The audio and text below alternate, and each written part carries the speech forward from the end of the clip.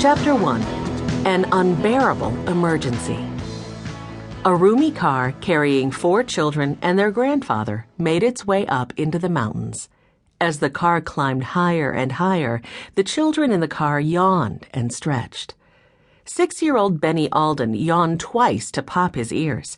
The car was so high up, the mountains must have grown while he'd been dozing. Now he was wide awake again. "Hey," he said, "what are those cotton balls on the hills?" The other Alden children, Henry, Jessie, and Violet, laughed along with their grandfather, James Alden. Jessie, who was 12, turned around from the front seat. "You'd better rub the sleep from your eyes, Benny. Those are sheep, not cotton balls. They still have on their thick winter coats. That's why they look so fat and fuzzy." "Not for long," 14-year-old Henry said, ruffling Benny's brown hair. "Peggy and Doc Firmin told Grandfather our visit is just in time to help them with sheep shearing. I'd like to see that." "Know what I'd like?" 10-year-old Violet asked. "I'd like to help Peggy sew some of her Peggy bears. Didn't she say we might get to do that, Grandfather? I hope so." "I know so." Grandfather smiled at Violet in the rearview mirror. "When I told Peggy Firmin how handy you are with a needle and thread, she couldn't wait for us to stay at Woolly Farm. She's got her hands full designing and sewing her teddy bears to sell at the Old Mill's Teddy Bear Jamboree." Benny reached into his backpack. He pulled out a scruffy, sad-looking teddy bear that often went along on family trips. "I hope you don't get jealous of Peggy's new-looking bears, Mr. B," he told the stuffed brown bear. "Mr. B is certainly showing his age," Grandfather Alden said. "He's traveled on quite a few trips since I was a boy." Violet reached over to stroke the bear's droopy head. "Poor Mr. B.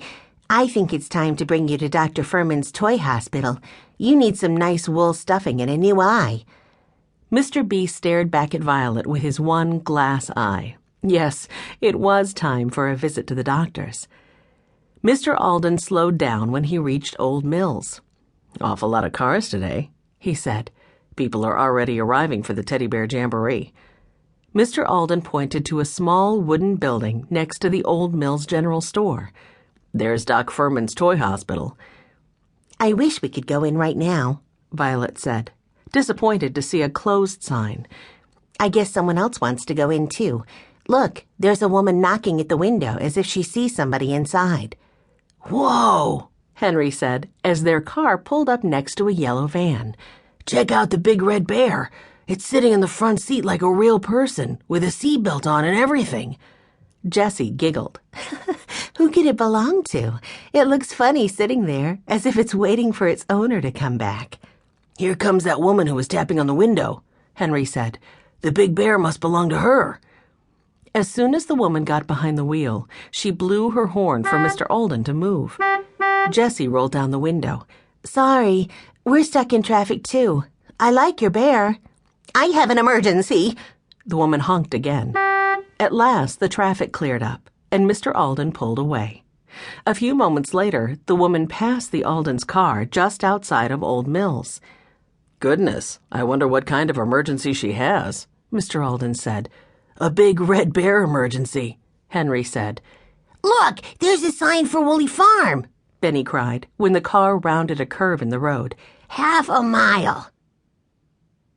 Half a mile later, Grandfather drove up a long dirt road. By now, the Aldens could see that the cotton balls on the hills had sooty black faces. The children rolled down their windows.